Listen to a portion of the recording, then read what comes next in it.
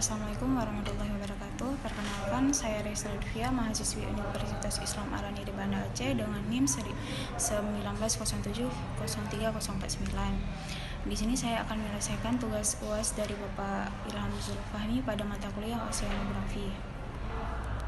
Soal yang pertama yaitu uraikan secara detail teknik budidaya alga laut. Nah, ada 3 metode pada teknik ini, yaitu metode dasar atau bottom method, metode lepas dasar atau off bottom method, dan metode apung atau floating metode atau land light. Metode yang pertama yaitu metode dasar. Penanaman dengan metode ini dilakukan dengan menyikat bibit tanaman yang telah dipotong pada karang ataupun balok semen, kemudian disebar pada dasar perairan. Metode dasar merupakan metode pembudidayaan alga laut dengan menggunakan bibit dengan berat yang tertentu. Yang kedua yaitu metode lepas dasar. Metode ini dapat dilakukan pada dasar perairan yang terdiri dari pasir, sehingga perairan yang berkarang. Bibit diikat dengan tali rafia yang kemudian dikaitkan pada tali plastik yang direntangkan pada pokok kayu ataupun bambu. Jarak antara dasar perairan dengan bibit yang akan dilakukan berkisar antara 20-30 cm. Bibit yang akan ditanam berkurang 100-150 gram dengan jarak tanam 20-25 cm. Penanaman dapat pula dilakukan dengan jaring yang berukuran yang 2,5-5 meter kuadrat dengan lebar mata yaitu 25-35 cm dan direntangkan pada patok, kemudian bibit alga laut dikaitkan pada simpul-simpulnya. Metode yang ketiga yaitu metode apung. Metode ini cocok untuk perairan dengan dasar perairan yang berkarang dan pergerakan airnya didominasi oleh ombak. Penanaman menggunakan rakit dari bambu sedang dengan ukuran tiap rakit bervariasi tergantung dari ketersediaan material. Umumnya 2,5-5 meter kuadrat. Untuk dasar hanya posisi tanaman terapung, dipermudahkan mengikuti gerakan pasang surut. Untuk mempertahankan agar rakit tidak hanyut, digunakan pemberat dari batu dan jangkar. Untuk menghemat area, beberapa rakit dapat dijadikan menjadi satu dan tiap rakit diberi jarak 1 meter untuk memudahkan dalam pemeliharaan.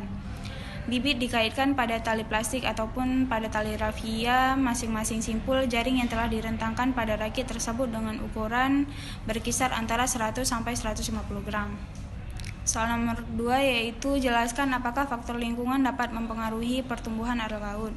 Jawaban saya yaitu sangat berpengaruh. Faktor lingkungan dapat mempengaruhi pertumbuhan alga laut. Pertumbuhan alga dapat dipengaruhi oleh beberapa faktor, yaitu faktor eksternal seperti faktor lingkungan. Faktor lingkungan yang mempengaruhi laju pertumbuhan alga laut yaitu diantaranya suhu, cahaya, pH, dan konsentrasi elemen-elemen esensial ataupun nutrien yang dipakai untuk fotosintesis. Soal nomor 3 yaitu apakah dampak pencemaran lingkungan terhadap reproduksi bentos laut. Antara lain adalah kandungan oksigen yang terlalu dan bahan organik. Bahan organik merupakan makanan bagi biota laut yang pada umumnya banyak terdapat pada substrat, sehingga ketergantungannya pada bahan organik sangat besar sekali. Namun jika keberadaan bahan organik tersebut melebihi batas yang sewajarnya, maka kedudukan bahan organik tersebut dianggap sebagai pencemar yang akan mempengaruhi organisme akuatik. Oleh sebab itu, keberadaan bahan organik penting artinya bagi kehidupan organisme bentos di perairan. Bentos dapat dijadikan sebagai indikator perubahan lingkungan dari waktu ke waktu. Soal nomor 4 yaitu faktor apa saja yang perlu diperhatikan dalam mengembangkan ekowisata pesisir. Jawaban saya itu ada 2 faktor, yaitu faktor eksternal. Yang pertama yaitu yang menjadi peluang yang dapat membantu dalam pengembangan ekowisata adalah sedang berkembangnya pasar pariwisata domestik juga di internasional terhadap wisata-wisata, serta banyaknya agenda acara yang direncanakan dan diselenggarakan setiap tahunnya oleh pemerintah daerah tersebut sehingga menarik wisatawan untuk berkunjung. Terdapat faktor eksternal lainnya yang justru dapat menjadi hambatan dalam upaya pengembangan potensi ekowisata pesisir, yaitu terkadang di beberapa lokasi masih kurangnya perhatian masyarakat ataupun pengelola terhadap kebersihan lingkungan yang dapat melakukan pencemaran ekowisata oleh pengunjung yang berkunjung ke lokasi ekowisata. Soal nomor 5 yaitu jelaskan salah satu contoh aktivitas konservasi yang dapat meningkatkan masyarakat di sekitar.